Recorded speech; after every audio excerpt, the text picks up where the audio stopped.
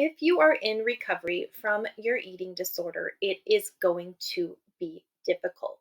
There's no way to sugarcoat this. There's going to be lots of physiological as well as psychological changes that are going to be taking place. And this transformation takes time. It is not linear, and there is really no way to speed up or know when this process is going to be fully complete in advance. My name is Shena, and I am a registered dietitian specializing in the care of persons with eating disorders. And this channel focuses all on the clinical and psychological components that go along with eating disorders and in recovery. So, if that's something that you're interested in, definitely click that like and subscribe button. So, let's talk about 7 things that you can do to help support yourself in this long and difficult journey that is often recovery.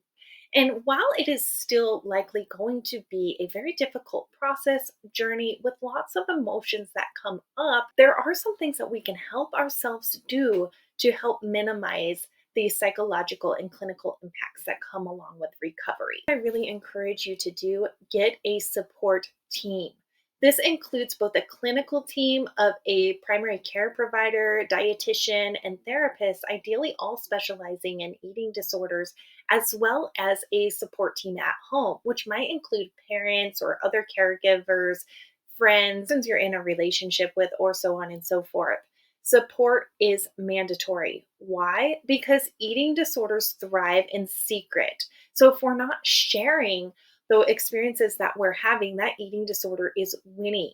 Also, the eating disorder is going to do whatever it takes to keep itself alive. So having a support system can really help us to check ourselves and whether or not we're supporting our healthy selves in the recovery journey or we're leaning into some of those thoughts from the eating disorder. The second tip that I have for you for eating disorder recovery is don't expect it to be fast or linear. The nature of an eating disorder is typically these individuals tend to be very progressive, tend to be very perfectionistic, and like to get things done fast and efficiently. So oftentimes I will see somebody with an eating disorder come into recovery with enthusiasm. I'm going to do everything that you say in the most efficient, fastest way possible, and I'm going to have this eating disorder be in the minimum amount of time that it's going to take. But unfortunately, this type of thinking is exactly what got us into our eating disorder in the first place. And while it's great to follow all the recommendations of your clinical care team, we are going to run into barriers. There are going to be things that are unforeseen, and going into it with the perfectionist, I'm going to get this done in the speediest fashion possible mentality is just going to lead to a lot of despair and feeling like we failed in that recovery journey. So, acknowledging that it takes time and often comes as one step forward, 2 steps back is all part of the process. I really encourage people to look at eating disorder recovery like a puzzle versus a straight line that we're following in a synchronous fashion. The third thing that I recommend doing is keeping a box of wins. It can feel so easy in our eating disorder recovery to just feel like we're failing, like we're not moving the needle forward. And the only thing that we're doing is not restricting food or not engaging in eating disorder behaviors. Those things, the absence of doing something, doesn't always feel very rewarding. So, keeping that box of wins, such as, for example, if you are someone that struggles with purging, I have 1 week without purging, etc. And really having those wins does a few things. It serves as a reinforcer. That way, we're not just feeling like we're absent of all the things that we've had as our coping tools, but also that we are actually being successful in certain steps on our recovery journey. And we can pull those back out on difficult days to remember the strength that we had at different points in our recovery process.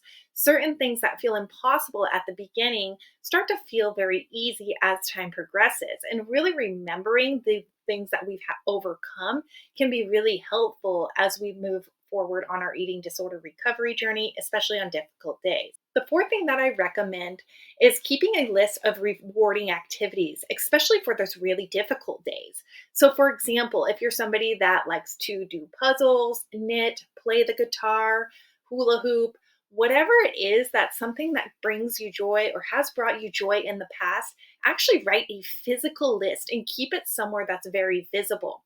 The reason that I recommend this is when we're not engaging in those eating disorder behaviors, it's very difficult oftentimes to find something that feels rewarding.